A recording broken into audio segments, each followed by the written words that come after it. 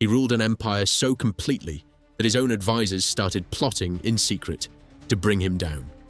He commanded a power so dangerous that it burned down his own house with his family inside before it ever touched an enemy. And when it all fell apart, when the throne, the family, and the empire were gone, and the man who commanded storms was left with nothing, his own people refused to let the story end there. This is Shango, the king they turned into a god. In the founding generations of the Oyo Empire, 2 kings had already ruled: Oranmiyan, the warrior who founded it, and Ajaka, his son, gentle and peace-seeking, more interested in farming than in holding a fractious young kingdom together.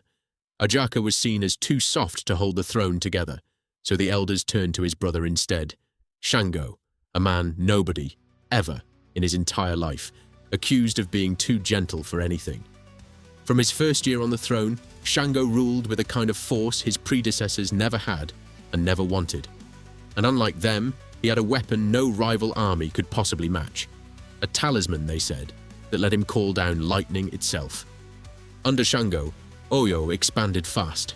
Campaign after campaign, neighboring towns absorbed one after another, most surrendering before a single blow was struck. But it wasn't just the army people feared. It was him, personally, standing in a room.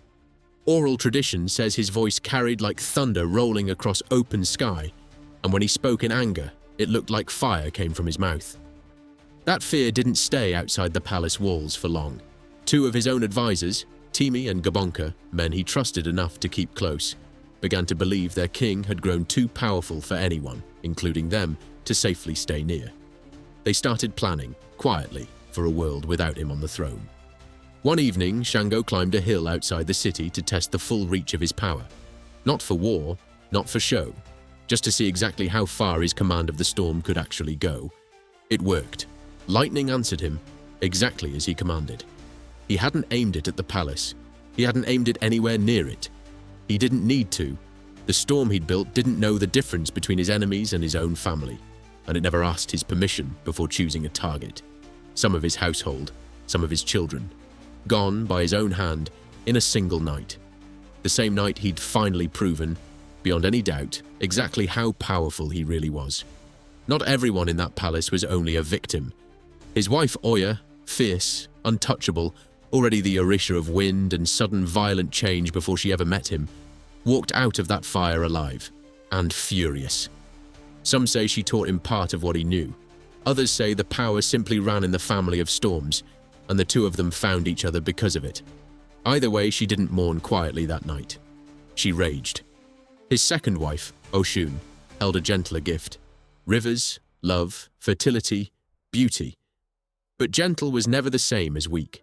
In an entirely different story, it was Oshun who saved the whole pantheon, after 16 male orishas failed completely without her. And his first wife, Oba, loved him so completely that she once cut off her own ear, tricked into believing it was the secret to winning his favor.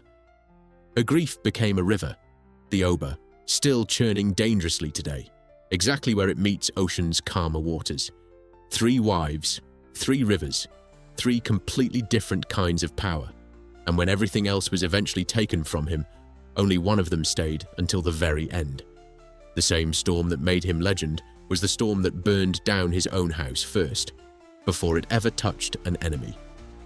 Grieving and afraid of his own advisors, Shango forced Timi and Gabonka to fight each other, hoping the 2 men would simply destroy one another and remove the problem for him.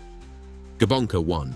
Shango threw him into a fire next, certain that would finish it, and he walked out unburned, completely unafraid. Gabonka gave him one order: leave Oyo and never come back. The king, who could command lightning out of a clear sky, couldn't command his own throne or his own advisors anymore. Grief-stricken, having lost his family, his throne and his people's trust in a single season, Shango walked into the forest and hanged himself from a tree. His followers couldn't accept that their king, the man whose voice sounded like thunder, had died in disgrace, alone, in a forest, by his own hand. So they simply refused to let that be the ending. They said he hadn't died at all. He'd climbed a chain up into the sky and become the storm itself. The orisha of thunder, lightning and justice, watching over the very people who'd once forced him out. That reframing wasn't a lie. It was survival, turning an unbearable human tragedy into something a people could still kneel before, still carry with them, still trust. 400 years later, they still do, from Nigeria to Cuba to Brazil, in traditions that crossed an ocean in chains and kept his name alive anyway.